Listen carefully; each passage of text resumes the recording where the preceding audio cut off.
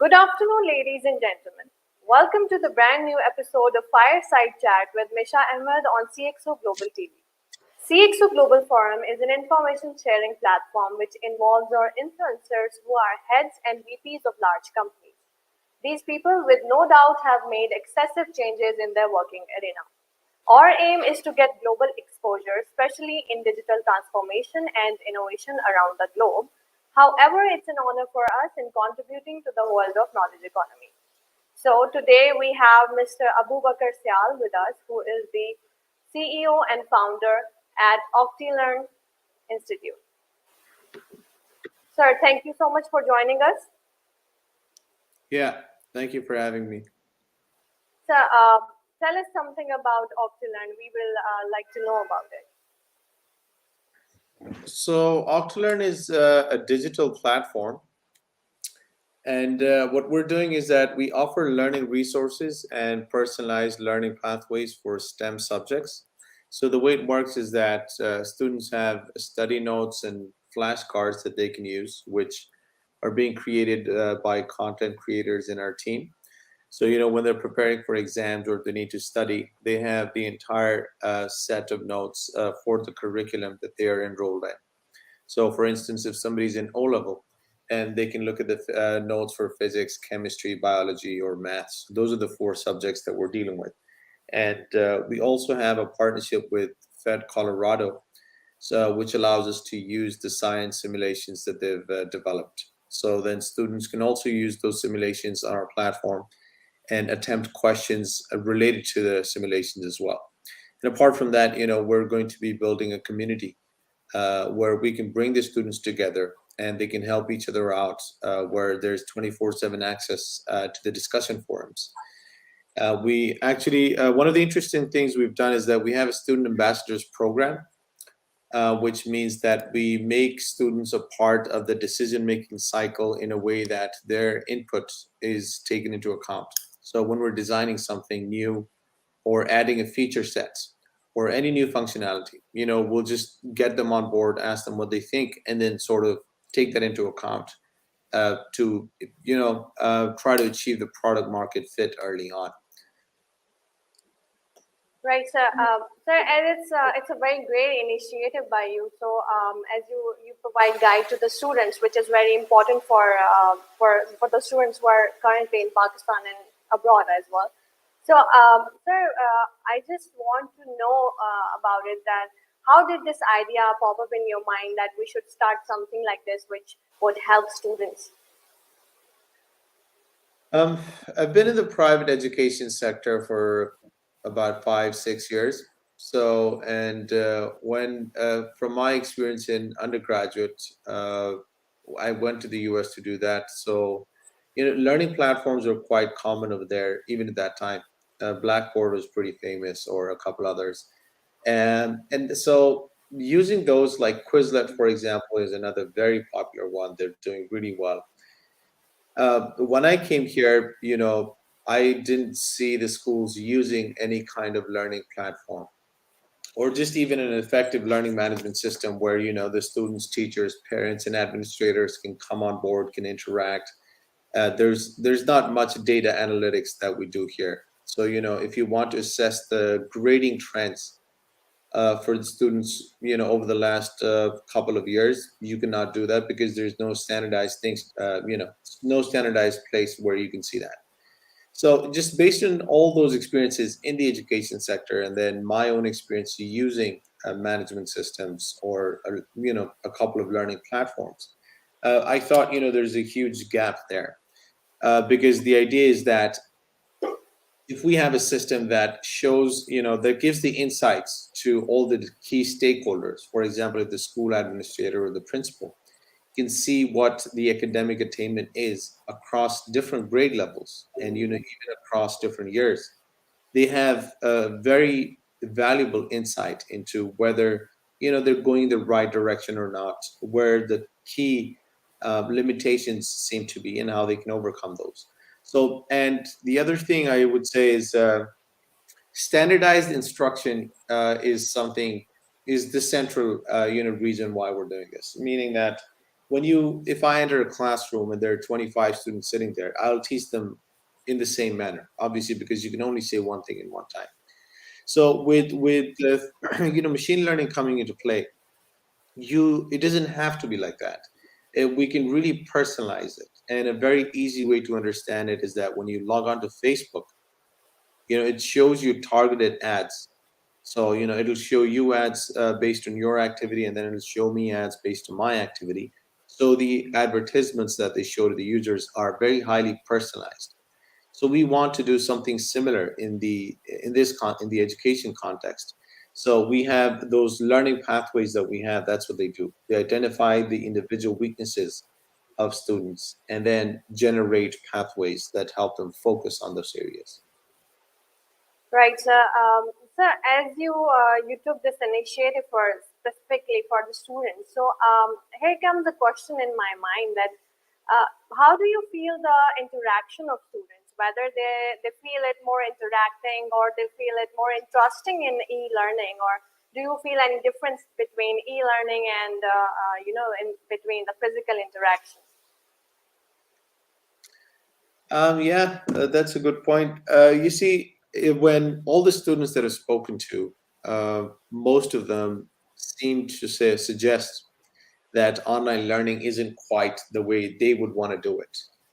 So, they do it out of compulsion, but they definitely prefer the face-to-face version. They want to be in the physical classroom. But I remember I asked some younger students, relatively younger students who were in O level, and they said, "Oh, we want it to be completely virtual."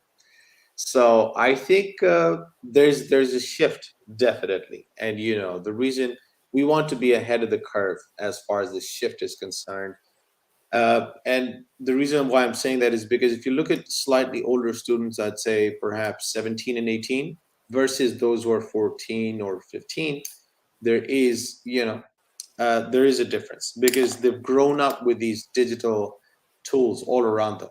So their comfort level, or they just feel more at ease. Not to say that those who are 17 or 18 haven't used them, but the ones who are a couple of years younger, they just I would say their comfort level or their enjoyment with the digital interaction is a lot more, and they certainly don't seem to mind it as much. And what we're actually doing is that we obviously don't operate in the physical space, but we do want the human element to come into play. And again, the student ambassador program that I was talking about, the idea is to allow students, the option to earn part-time income, and then also participate at a leading EdTech company where they can gain a really valuable experience. So when they're in A level, or if they've recently graduated from A level, if we see that there's a good fit, they can come in and then they assist us with design. Maybe somebody wants to see how development is being done. Somebody wants to see how the content is created. Just the different, I'd say, departments that we can put them in. Right, sir. Sir, with further ado, I would like to ask you that, sir, as we know that the world is shifting towards the world of internet specifically, as now we have seen that the learning is also have come to this space. So, sir, how do you see this? Do you think that it's beneficial for the students, learning this way or the other?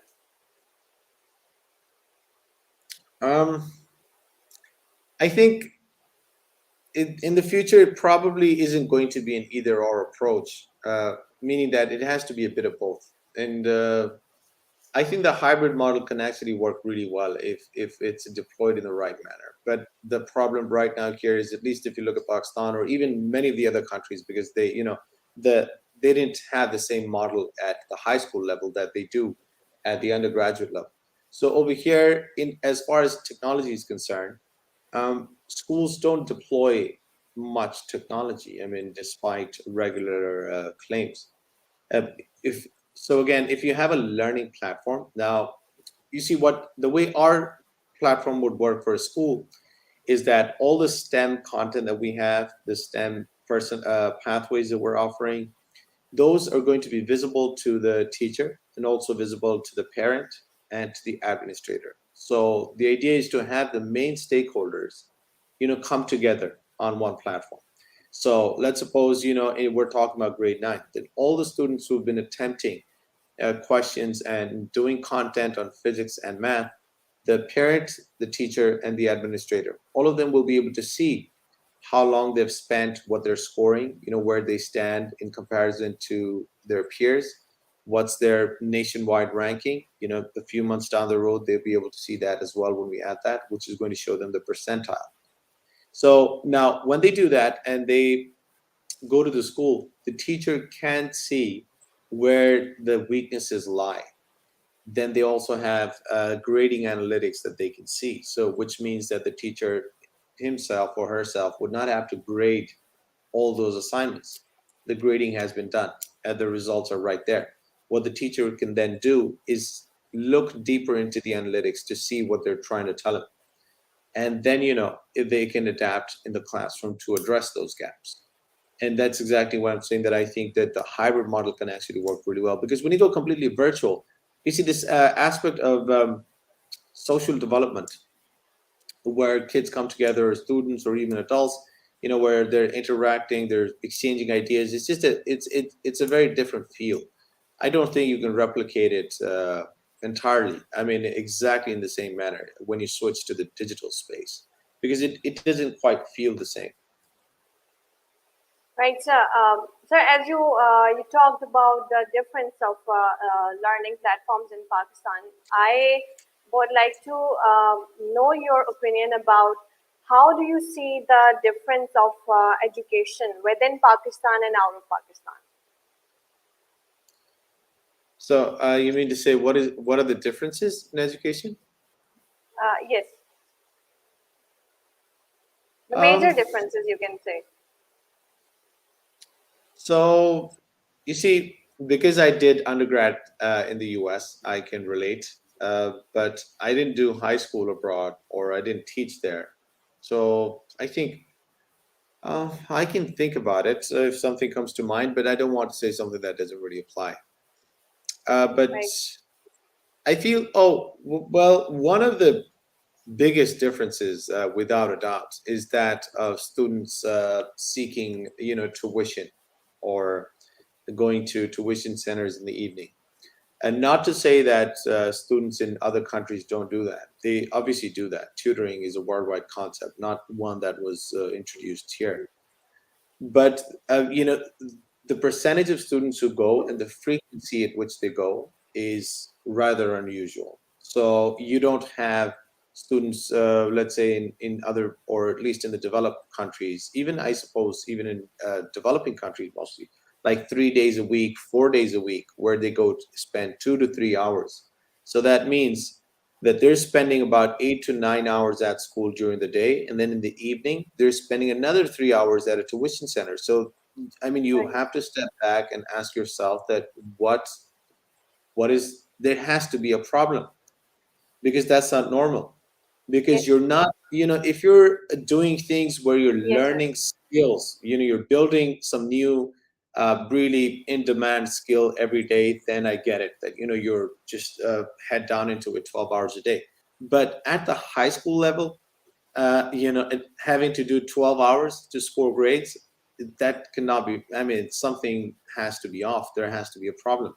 And again, from what I know, the personalization aspect is a major factor there. Like when you're in a classroom, again, let's suppose there are 20 students in my class, right? And 10 of them have totally unique weaknesses. Now, when I walk in, I don't have the time to go from the first one to the 10th one, because if I do that and even spend 2 minutes on one student, that means 20 minutes are gone. And at most, the lesson will be an hour. That means you've lost a third of the lesson just helping a fraction of the class, and all the others are still left. So, and you see, if you go sort of extrapolate 5, 7, 8 years into the future, I think the situation is going to be entirely different. We're not going to be doing just the same standardized instruction where a person walks in, just talks, because once the machine learning aspect becomes a little more mature, it's the human aspect cannot beat it when it comes to personalization, because its efficiency when fed large sets of data is just pretty good. The human aspect, what we're doing is a human is meant to function as a human computer interaction. And by that we mean that wherever we can make use of automation, wherever we can make use of algorithms or intelligent thinking, which is methodical on large sets of users, then we'll use the computer aspect. But then we want the human to come into play and make use of the data that he or she is receiving, and then sort of take over the analytical aspect of the decision making, and then open-ended problem solving, because obviously humans still are way better than computers at doing that. Right. So that's well, that was very good to know about your thoughts regarding this the e-learning. So I would like to ask you, do you have any plans for the or new initiatives that you will be taking within OctiLearn? Well, yeah. So one initiative is that of the Student Ambassador Program, which I told you about, and you know their key roles are to basically provide their insight, their ideas, suggestions, and feedback based on what they feel is missing in their academic and extracurricular lives, and how we can improve the platform. So that's one thing where we take that into account. Even the content that we're developing, meaning the study notes or the flashcards, those are also reviewed by the students first. And then we have somebody higher up the ladder who's an instructor who will do that. So, we want them to be a part of the cycle, because we've envisioned this to be a student centered platform. And that's not only to use that term, but in reality, it has to be that, because at the very center of the learning cycle or the life cycle is the student. The parent, teacher, the administrator, they come at the periphery. So they are factors, obviously, but none is as integral as the student. So we want to really focus on their needs, and then based on those needs we provide data and information to the other stakeholders that would help them also to further improve the learning outcomes for the students. You see, it comes back to the student again. And another thing is that people who are part of the Student Ambassador Program, they're meant to sort of function as the link between the startup and the student audience. So let's say when we are operational and Well, students feel that, yeah. yes, sir. You can continue. So when we are operational and students feel that there are a couple of things that are missing, then they can get in touch with the student ambassadors, because there's less hesitation. They're more. They can honestly, candidly express whether they like it or they don't, compared to, for instance, if I were to ask them. So that's what they're going to do. They'll be the connection between the startup and the student audience at large. Right, sir. Well, it was very good to know about your further plans and initiatives that you're going to take within this institute, and it was very good to know all these things, that it would help the students in ways so that they can put on their ideas that they usually don't get the platform to do it. So it was very informative for me, and I hope for the viewers as well. Thank you once again for giving us your precious time. And well, this was it for today. We hope that this session was beneficial for everyone. And if you have any queries regarding OctiLearn, of course, you can check out their profile for further queries and anything. Till then, Allah Hafiz. Okay. All right. Thank you so much for having me. Allah Hafiz. Thank you so much once again, sir.